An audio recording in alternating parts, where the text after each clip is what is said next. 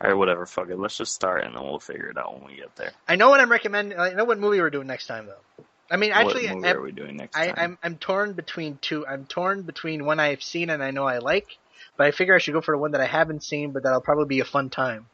Nothing's fine, I'm torn. I'm going I'm to all out end of you. faith. This is how Don't you sing Natalie Imbruglia at me. I will sing Natalie Imbruglia at you. I feel like this is how we should start the episode. Probably. That's the intro there. Cool. Yeah. Welcome to... Hey, no! That's my bit. Alright, we'll hop to it. I will. Welcome to episode 12 of Stuck in the Middle with You, a podcast where two guys take a look at a critically divisive film and see on what side of the consensus they fall on. My name is Derek Gade, and currently sweltering in the Floridian sun. Well, actually, not so much now because It's actually 10:30 not at the night. sun because it's nighttime. Yeah. Sweltering in the Floridian It's just heat. general Floridian heat and humidity. Did you just call it Floridia? No, I said Floridian heat and Okay. humidity. But if I did call it Floridia, who cares? Because it's Florida and nobody really gives a shit about us because it's terrible. Is my friend and collaborator Juan Barkeen. Say hi, Juan. Hi. This podcast is going to be a little more bootleg than usual because we have some technical difficulties on one end, but not enough technical difficulties to not do the episode. I know. But if you hear a faint whirring in the background, that is Juan's fan. Something that Can you still hear it? a little bit, not I as thought much you as said last you time. couldn't. Okay. Not as much as last time, but I want you to keep cool. I want you to not faint in the heat. I want you I to be don't able to have do it this aimed pod. at myself, so you know. Do you have it aimed towards your phone? No, I have it aimed like off into the far away distance. I don't know why. I don't know why I asked that because no one really gives a shit. The Yeah, movie, alright. the movie. This was You know Juan's what else pick. nobody really gives a shit about? Oh, God. Ella Enchanted. Yeah, the movie that Juan picked for us to watch was Ella Enchanted, a 2004 film directed by Tommy O'Haver. And you kind of shot yourself in the foot with this one, man. I think. absolutely did. So let's not waste any time. What is Ella Enchanted about? It's about a young woman who gets basically a quote-unquote gift from a fairy. Played by Vivica That- A. Fox. Vivica, oh God, help me. Not the young girl. The young girl in question is to be Anne played Hathaway. by Anne Hathaway. Right now played by a baby. But yeah, Vivica A. Fox A shows baby up. who pees on Vivica A. Fox. You know, that's here's how I know this movie wasn't going to be great right from the get-go. That's One. exactly how I knew. One, the kind of weird Uncanny Valley CGI that was going on, Oh God, it was awful. and I didn't know to what extent it was going to be used over the course of the film. They use it a lot. This movie cost $50 million. It don't look like it. It doesn't at all. It looks like a super low budget production, and the way that they fucking used green screen so liberally is like, Not so much that they use it liberally, they use it poorly. Like I've seen, rear projection does a better job at maintaining the illusion of a cogent reality oh, than a lot of the green absolutely. screen work in this movie. Anyway, so that's one. Absolutely. 2, Eric Idle as the narrator. Now, I love Eric Idle. I'm a big Monty Python fan. But if Eric Idle shows up in a movie now, not a good sign. Probably not. It's like Eugene Levy. He's a legend. He's hilarious. But he's kind of a bellwether for quality, and not in the way you would expect. Well, I'd stand by Eugene Levy when it comes to like American his Pie show. 6? No, his show. Schitt's Creek. Oh, right. Schitt's Creek. But we're not talking about television. Okay, I'm just saying, whatever. Yeah, no, American Pie like 20, American Pied Harder. I don't know. I can't think of a good shitty title. You know, I don't know if one of them is called American Pie Hard, but I kind of if there's not one of those movies called that, we should write it. We should write it. Okay. I think we could make a pretty good movie out of it. 3. No, wait. Strange magic. A completely like sort of a pasteurized, defanged cover of Electric Light Orchestra's Strange Magic, and that sort of tinny, vocal heavy, everything in the mid-range sounds at about the same level Disney style. and all of the pop songs in this film are A, sort of cheapo Disney cover versions, and B, man. I'm walking on sunshine. God. Whoa. Anyway, Also, RESPCT. Find we'll out what it means to me. We'll have plenty of time to talk about the sort of Boulder Ice soundtrack as we go on. That's fine. And 4, the first sequence ends with a baby pissing on Vivica A. Fox. Now, Yep. in recent memory, I've only seen one movie where something and or I know someone exactly which one that is. pisses on another being, and that's Grown Ups 2. Your favorite movie of 2014. I think my most popular Dim the House Lights review, actually. It wouldn't surprise me. No, it's not true. For some reason, people like it when I'm, like, angry. Because you never get snarky.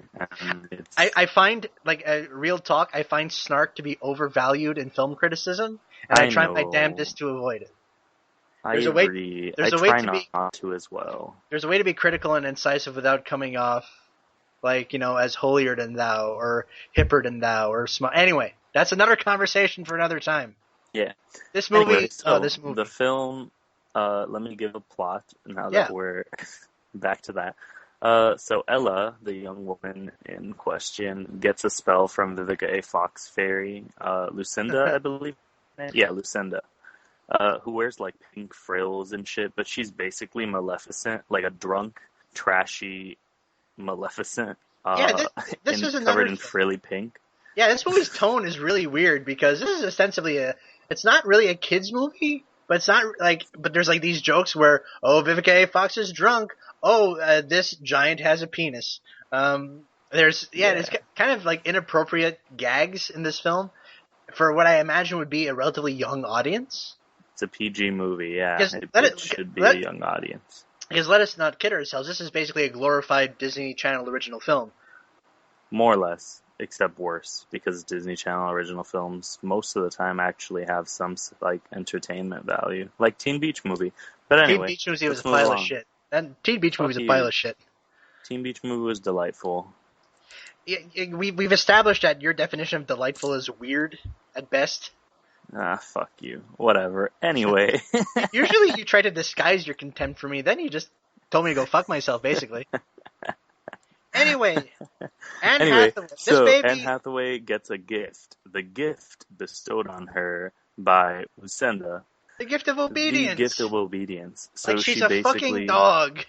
Yeah, she literally has no agency whatsoever. She is forced to do anything that is told for her to do. So if I was telling Derek, shut up, Derek, he would have to stop talking right now. But thankfully I have agency. Stop talking, shut up, I hate you. God, just, like, do what I tell you, Derek. See, that's basically the movie right there. Here's the thing, it is kind of a one gag premise. But I actually think it's, like, it could be an interesting thing, considering the entire movie, like, about her once she figures out, like, oh shit, I'm fucked because these people figured it out. She attempts to get her agency back, which is actually a very cool concept for a movie. I think the, like, concept of, like, some character with absolutely no agency whatsoever attempting to journey to get her agency back on her own, that is a cool thing. Here's the thing with that. The movie makes a point of saying that she's headstrong when the movie gives no evidence to that other than, I have my own agency except when this spell takes precedence. And this movie plays pretty fast and loose with what constitutes an order. Pretty much, yeah. And I feel like that's kind of nitpicking, but, I mean, it completely sort of demolishes not really the stakes of the film, but, like, the core mechanism of the film feels wonky. Like, this is, as intriguing as the concept may be, this is basically the world's weirdest cross of influences and gimmicks, because it's as if someone had a hat and pulled 3 pieces of paper out of that hat, and the papers read, in order, Simon Says, Amelia Bedelia, and Shrek. This movie, I coined a term after I'd watched this movie, and I was asked by friend of the show, Matt Ribeiro, out in Sudbury, Ontario, Canada, to say this Love as of my often as I life. can. This movie is total and utter Shreksploitation. Let It me really explain. is. This is the biggest Shrek ripoff I have seen. I know, and there's a lot of Shrek ripoffs, but this one takes the cake. I actually wrote Shrek about like 10 times throughout my notes. It's in that same category of movies as the ones that immediately come to mind are the two Hoodwinked movies, Oh god. and a movie which I believe has a 5% Rotten Tomatoes score called Happily Never After. And they fall into this category of, I guess, meta fairy tales, where, they use sort of pop music and anachronisms instead of humor. And obviously Shrek was the one that did it the best. Of Shrek did it this, well. I'll stand by it. Shrek was kind of I stand by Shrek. I Shrek don't was think it's a bad movie. no Shrek was kind of illuminating when it came out. That was 14 years ago. Yep. But like in the coming years, like everyone saw like DreamWorks swimming in that Shrek money, and it's like, man, we got to okay these sort of made of fairy tale strips. And I think that cycle came to a close with Maleficent, which isn't strictly Shreksploitation, but since every movie that comes out now has to be like a gritty reboot, Yeah. it's the logical endpoint of like that strain of Shreksploitation in current mainstream Hollywood filmmaking. So you'd consider Cinderella as well one of those, or I don't know. I mean, I haven't seen the movie, but is it sort of meta? Does it play with convention? Does it have a song by fucking Casey and the Sunshine Band in it? no, it doesn't. But I don't. No, neither does Maleficent. Okay, yeah. I mean, Shreksploitation is goofier, is I more feel like comic. Maleficent is a bit of a stretch, I guess. It's a bit of a stretch because I think it marries Shreksploitation and peak gritty, because everything has to be gritty now, right? Yes, it does. I know you have issue with that. Not everything has to be gritty, man. Not everything has to be gritty, but Power Rangers was better as a gritty reboot. Whatever. Anyway, Well, that's another discussion for another time. That's a very Because different discussion for a very different because time. okay, I'm gonna make one parenthetical about Power Rangers, the Joseph Kahn short. Yes. That short is so glib, is so there's so many posts before the postmodern in that short that it kind of cycles away from being glib and comes back to being sincere again in terms of execution and style. Like, it's not like in terms of post-meta juggling, in terms of just post-meta execution of an idea, I can't think of anything else offhand that sort of matches that. Mm-hmm. I mean, as a short, it's fine, but superficially it looks like exactly like everything else, which is kind of the joke. But it's not really a joke. It's this weird sort of postmodern meta joke that Joseph Kahn played on all of us. Okay. That's my piece. I know. Anyway, back to Ella Enchanted, our favorite movie of the year. Do we fucking have to? Yes, we do. We can have as many asides as we want. Can't we just talk about like Joseph Kahn and? Like, no, because Jeremiah was a bullfrog. My problem was to somebody to love. Oh my God, please. Okay, we'll talk about that in a minute. Hang on. So anyway, while this is all happening, the movie, once Ella grows up, she goes to Frel Community College. I actually kind of love that there's apparently a community college in this fantasy world, and that there's some like actual semblance of like political plotting and shit that it tries to insert, even though like no child in the universe is going to give a shit. But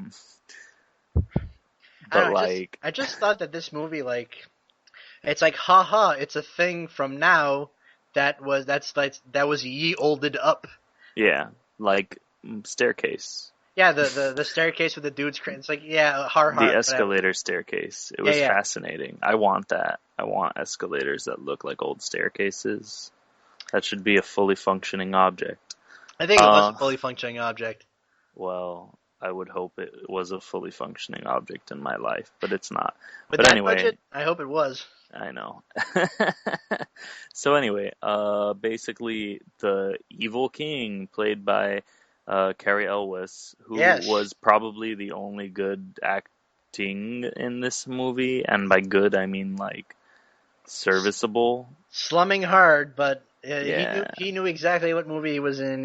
He like pedal to the metal and plays it like just crazy to the hilt, just like yeah, so just slimy and just cartoonishly evil, exactly as the movie demands. exactly. Right down to his death scene. I could see the twinkle disappear in Carrie Elwes's eyes,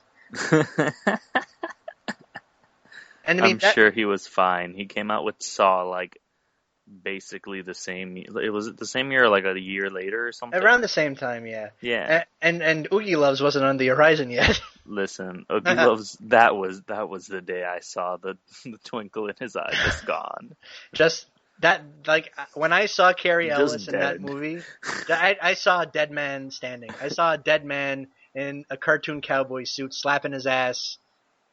It was the saddest thing about that movie.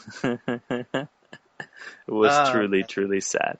But anyway, in his kingdom, they have basically driven all the ogres out and put giants and elves to work as laborers and entertainers. I'm quoting from the movie directly. And See, this movie um isn't content just being like a kind of fluffy made of fairy tale. It has to be a political allegory as well.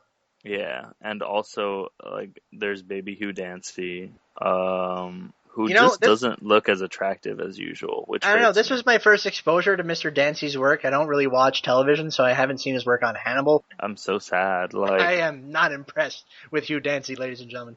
he's so good, but he's terrible in this, and he doesn't look attractive in this. It hurt me. I That was mean, the first thing. he has like sort of a bland, generic hunkiness in this film. Like I He mean, looked awful in he this, might Derek. He looked he awful. might as well have been credited as generic attractive dude one. You know, He looked awful in this, but whatever. He didn't like look as they could have put. awful as. I mean, I couldn't have told them apart in this movie from a Jesse McCarthy Good or God. or you know, some other dated reference. Bright side, he's aged like fine wine. Anyway,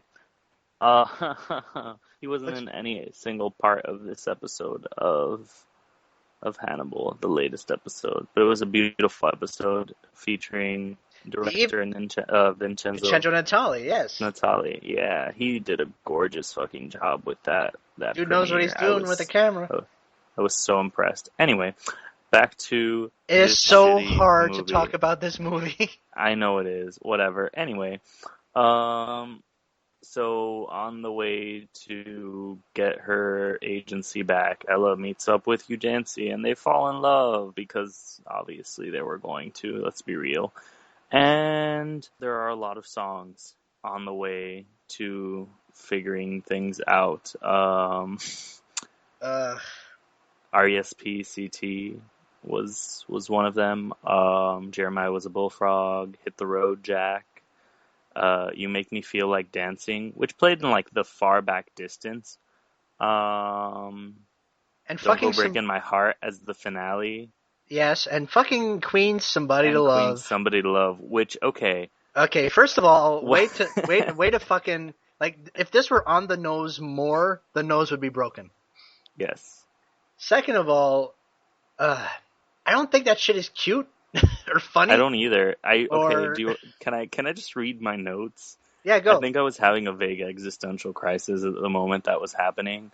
I literally wrote this right after, man, they have good chemistry. Every scene between the two, once they start falling for each other, is actually good. But anyway, I wrote, okay, is Were you Anne just lying to Hathaway yourself? really? No, I wasn't lying to myself. I actually do think they have very good chemistry, even though I don't think he's attractive. But she is, and I love her face. I love Okay. watching Anne Hathaway. I could watch her in anything, even though I suffered through Les Mis. Like, Can I I do a love her parenthesis face. real quick Go ahead. about chemistry in film? I think that shit is way overrated. If an I don't actor think it's is overrated. if an actor or an actress or a performer is good, if two performers are good, they will feign chemistry. They could hate each other. Great actors get that shit done. That's I think fair. Look at Mad chemistry- Max. I'm not saying that chemistry doesn't exist or doesn't have its worth, but I'm just saying that it's overrated. Okay. I mean, actors, people, start relationships after they were in movies together. That happens a lot. Yes, they do. It does. But okay, these people But didn't. I think that it's the concept of chemistry between actors is overrated. Okay, that's Continue. fine. I don't necessarily mean the actors had chemistry. Like, I don't know, like the characters had chemistry, which is more than I can say for anything in this movie. Well, if the characters have chemistry, that's because the actors portraying them are doing a good job. Exactly. And that's what I'm implying, but you made it sound like it wasn't that. See, I didn't think there was that much chemistry. I just thought that they were talking to each other in a semi-believable way. In fairness, I think you just hated this movie so much you couldn't get there. I don't think that's the case. I mean, here's the thing. Actors have got to be really bad to not look like they're talking to another human being. That's a low bar to clear, I think. You'd be surprised. Anyway. I think I would. So yeah, is Anne Hathaway really singing Somebody to Love right now? Out of the blue? Honestly, what are the soundtrack choices in this movie? This is the awkwardest song cover ever. How much money went into getting songs instead of a better production? I mean, listen. This scene is really stupid and ridiculous, and I kind of love it, but I kind of hate it. No, I just kind of hated it. There's no that was the last note taking I took for like the entire movie until she's about to stab him. Like I was like into it until the crowd started barking orders. Do it with more soul. Dance. And B, louder. When they cut to the lute player during the guitar solo, and I was like, this is the hackiest thing I have seen in a movie in a good long while. Who wrote this? Fuck this movie. It was awful. Yeah, this movie isn't exactly, network in terms of the screenplay. I don't know. This is truly Patty Chayefsky, even with the lawyer who, or the elf. He wants to be a lawyer. Ha ha ha. And then, okay, I'm not gonna lie. My favorite line in the movie was Ella going small claims court.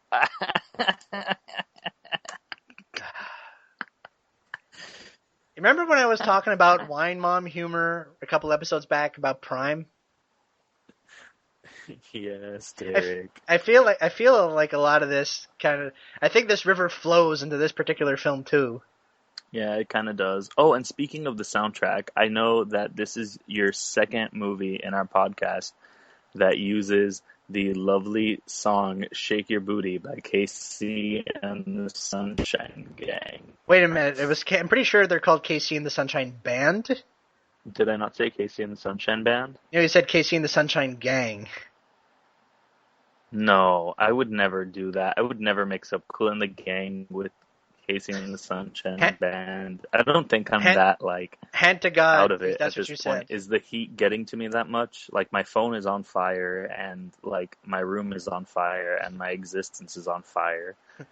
Hand to God, that's what you said. But yes, this movie. This movie uses Casey and the Sunshine Band's "Shake, Shake, Shake, Shake Your Booty" in hilarious comic fashion, thereby forcing Anne Hathaway to shake her ass. Yes. And yeah, this is the second movie that misuses that song after Jolene. I don't even want to revisit the scene in which it takes place because that shit just troubles me. I don't either. Fuck me. This movie, man. It has the occasional moment of like not terribleness. I think I had an actual laugh once. And it's a testament to how boring the movie was that I can't fucking remember what it was. Aw, see, at least I remembered what mine was. The Short Claims Court. Alright, damn. There's also one shot that I like. There's only one in the movie that I was like... Because this movie is kind of like boringly shot, put together. Oh, there was one shot in the movie that I actually liked as well. Let's see which one yours is. Hall of Mirrors. It's a cheap trick, but it works. Yeah. I mean, if it weren't for like the overlaid, like sort of heads, like from earlier in the movie, it would have been great. But they found a way to fuck that up too. I mean, Like it's the easiest thing in moviedom. Have a scene in a hall of mirrors. It works. It worked in Enter the Dragon. It worked in The Shadow of all things. It works in pretty much everything. It works in pretty much everything, and they still managed to fuck it up, sort of. Yeah. Anyway, what was your other one? The shot where they're both on the white horses, riding and talking. That was the only other shot I actually kind of liked.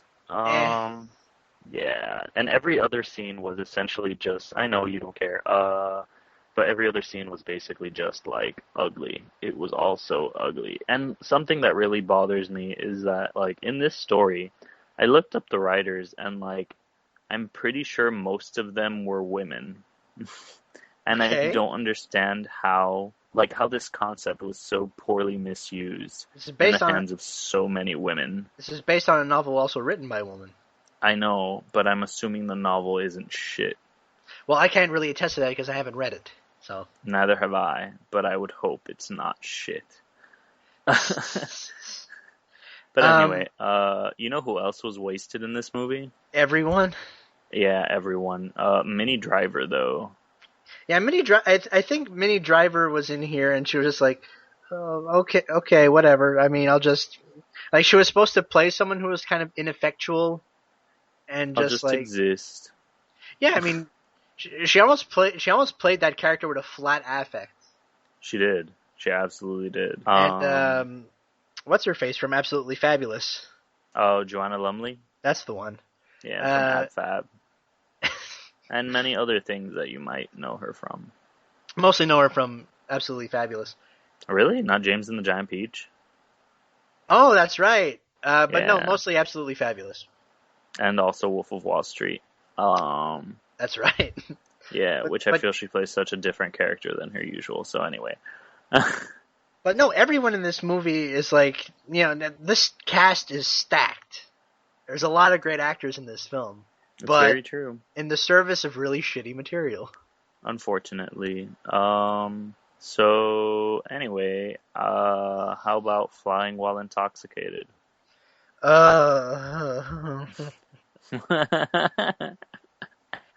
This. I want to go watch Shrek again.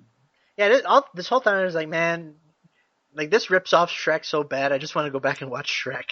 It's true. It really just genuinely makes you want to go watch Shrek. And I looked up Cary Elwes's IMDb, and he literally came out with Saw this same exact year. And this is astounding to me. Like, such a good performance in a good movie, and then this shit. Just shit. Because I stand by Saw as a good movie. I really like Saw. This movie rips everything off, and there's something about like borrowing a thing here and a thing there. This is basically a Shrek ripoff, a Hamlet ripoff, Cinderella ripoff, a dash of Sleeping Beauty, and you remember in I think it was the late 90s, there was a made-for-TV version of Alice in Wonderland. Yes. And I can't remember anyone in the cast, but I remember that Whoopi Goldberg played the Cheshire Cat. Absolutely, I know what you're talking about. That. Oh my god, yes. I agree. I do want to say, I do actually like the fact that at the end of the day, spoilers, she actually ends up finding her own agency by telling herself that she doesn't have to be an obedient person. And I thought that was kind of like a nice way to end it. That's cool. Of like somebody else forcing her to get it. That's cool in the context of the film, but it basically renders the entire movie that precedes it moot. Yeah, I know. I think that's really poor writing. I know it is, but it was a nice... The strength was inside you all along. That is a cop-out. It is a cop-out. But Man. Again, I do think it's a nice sentiment. No, the sentiment is nice, but I don't know if I was talking about this with you off mic one time, or this was with someone else completely. A noble goal does not excuse a bad movie. Just because you have the best of intentions with the themes that's and fair. ideas of your film. I would never excuse this garbage. It doesn't matter if the film is not up to snuff. Yeah, if a movie has, an important theme or deals with important issues, but is a piece of shit movie, it's still a piece of shit movie. It's true. But in this movie, listen, I'm not the audience for this movie. Now, if I were 8. Probably better. I think I would have a better... I don't think I would have liked this movie at 8. I think I would have liked it more. Maybe. But I doubt it. No, I feel like this is a movie that doesn't know if it wants to be sort of a movie for adults or a movie for kids. It doesn't know, and it doesn't care, and nobody else should care. One of the things that Shrek did really well is juggle those two tones. It managed to be a kid film with adult appeal. This is just a mess in terms of tone. In every single way. And it's a mess in terms of look, in terms of production, in terms of execution. It's a mess. Baffling, kind of. But it's not baffling weird. It's just shitty. It's not even haphazardly put together. It's just really, really, really, really mediocre. No, it's worse than mediocre. It is not like bad weird. It's just boring. And I hate to use that as a qualifier for a film, but nothing grabs me about this. Not the way it looks, not the way it moves, not the way it sounds, not the way it's put together. Nothing. It's awful. So Juan, fresh or rotten for Ella Enchanted? Rotten. Yeah. Obviously. Yeah, you kind of shot. You too, right? Yeah, rotten. As rotten as the thing I forgot that was in my fridge. Yep. It's just, oh my god. Go back and watch Shrek instead. Seriously. Pretty much. Like the whole just watch Shrek. Everyone should always just watch Shrek instead. Alright, so that's that for that. Now it's time for... what are our recommendations? Recommendation time. So, since it was your movie, it's my go. I'm going to recommend the ultimate made a fairy tale that stars our evil king Cary Elwes, The Princess Bride. Man, that is just... Oh, snap. That's just the tops. That's just a great movie. It is. It is a great movie, honestly. It's fun, and it's heartfelt. It's funny. Andre the Giant's in it. It's probably the best thing that Billy Crystal's ever been in. Cary Elwes is awesome. And Mandy Patinkin's in it, and he's awesome in it. Everyone's great in this movie. There's like no Wallace Shawn, Peter Falk. No, I mean, this is a movie. It's a made-a-fairy tale, a live-action made-a-fairy tale with a stacked cast. That's really good. Exactly. Everything about it works so well. And it's sweet, and it's great, and it basically was like Robin Wright's high point in a pre-House of Cards world. Although some people would include Forrest Gump, but I fucking hate Forrest Gump, and I hate her character's writing especially, but whatever. You know, I haven't seen Forrest Gump in like 15 years, at least. Don't do it to yourself. Just don't. Just don't do it. Just don't. Like, that would get a rotten for like me Grandmaster Flash so said, don't do it. Accounts. Don't do it. Okay. My exciting recommendation is The Princess Diaries, also starring Anne Hathaway from 3 years prior. The Princess Bride. The Princess Diaries with Anne Hathaway and Julie Andrews. Yes. And Julie Andrews, and it came out the same year as Shrek. So much synchronicity. Which I felt was like, I know, right? So much synchronicity. I like how our unofficial recommendation for the episode is just straight up, like, Shrek. Shrek is the movie you should go watch. Yeah, that's the unofficial recommendation because it came out 3 years earlier than Ella Enchanted. It doesn't star any of the same people, and and wasn't directed by the same person at all. So it wasn't. But I really do think Princess Diaries is a good movie, a very fun movie for what it is, and I think that was the movie that sort of announced Anne Hathaway to the world. It was the movie that announced Anne Hathaway. It was her first movie. All right, yeah. Well, that explains that. That was 14 years ago. How fucking crazy is that? I know. I feel so old. So dual princess recommendations. Yeah, I could also totally throw in Princess Diaries 2, but like it's not as good. Let's not exaggerate. I know. Let's not put our horses before the cart. Yeah. So, Derek, what are we gonna watch next week? Well, not next week, but next week time. after. Well, my friend, you shot yourself in the foot with this recommendation, right? Yes, I did. This is a movie that you thought was going to be awesome, and then it ended up not being as awesome as you had anticipated. Yeah. Now, I am going to deliberately try to shoot myself in the foot with something that I hope will be awesome, but that probably will not end up being awesome. But I'm an optimist. I hope this movie will actually be awesome in its own unique, twisted, vehicular mayhem kind of way. And I feel like vehicular mayhem is de rigueur right now because of Get on with it. Mad Max Fury Road. But we will not be watching Mad Max Fury Road. Sadly. We'll be watching something else. We will be watching the 2012 Destructorama Death Race 3 Inferno, directed by Roland Rene. Jesus Christ, Derek, why? Because it's my turn now. Because I hate you. That's what you should have said. Because I hate you. Starring Luke Goss, Danny Trejo, and Ving Rhames. We couldn't,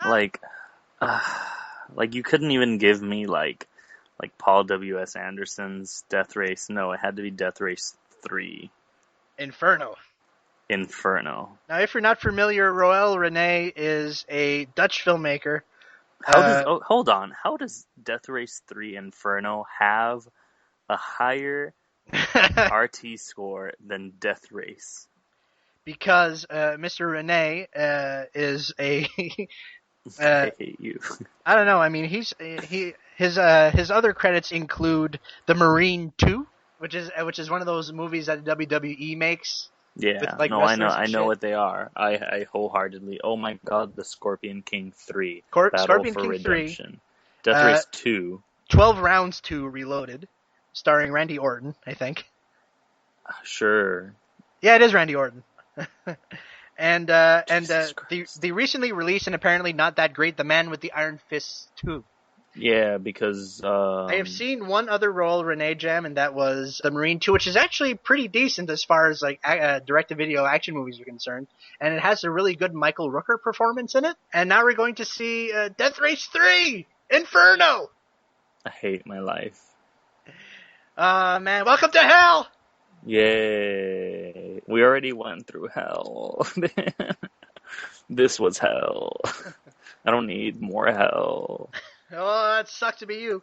Yeah, it does. I know. Whatever. Anyway. All right. Well, Juan and I run a website together. It's called Dim the House Lights. You can find it at dimthehouselights.com. It's where all our long-form film criticism goes. We're the co-editors, and we've got 3 other people who write with us, Chris Mello, Michelle Arf, and Ross Burks. You can follow us on both Twitter and Letterboxd.